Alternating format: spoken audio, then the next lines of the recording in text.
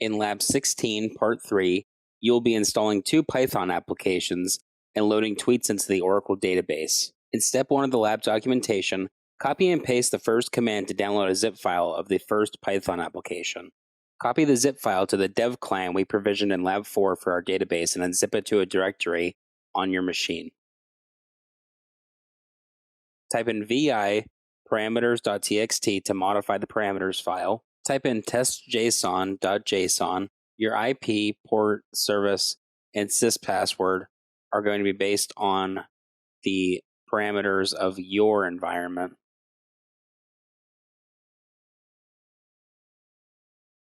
Make sure you're in the folder with the Python app. Now we're going to run that Python app.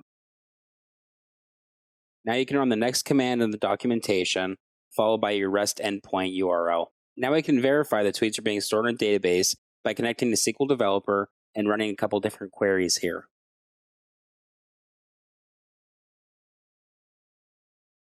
Now let's log into the Apex app installed in the Oracle database to create an application.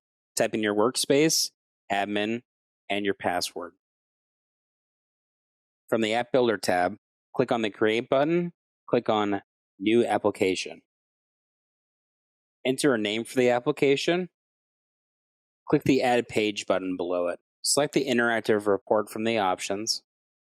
Enter a page name. Keep the Table or View button. Keep the interactive report button.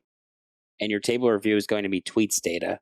Once you've done that, click the blue Add Page button on the bottom.